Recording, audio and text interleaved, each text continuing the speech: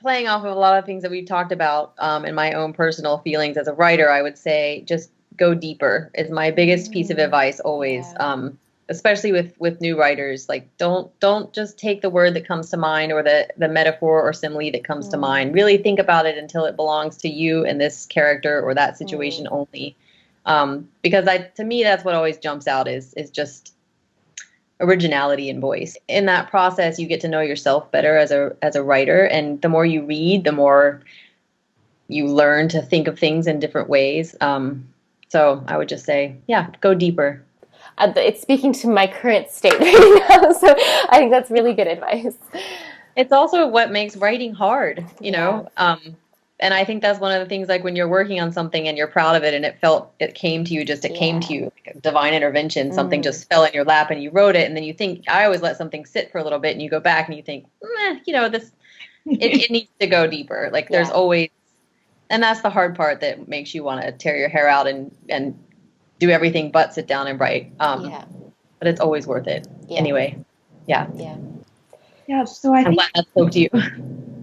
I completely agree with that. And I also, so I have two pieces of advice. One is from a writing standpoint, and the other is from a submissions, like business standpoint, because I do think those are slightly different things. From a writing standpoint, really along similar lines, when you're at some point when you're rereading or editing a poem, ask yourself if you really meant to do everything you've done. Make sure your decisions are intentional. If you're writing what you know, that's great. Learn more stuff. If you're writing in a mode that you're familiar with, shake yourself up a little bit by reading someone who is very good at something very, very different from you.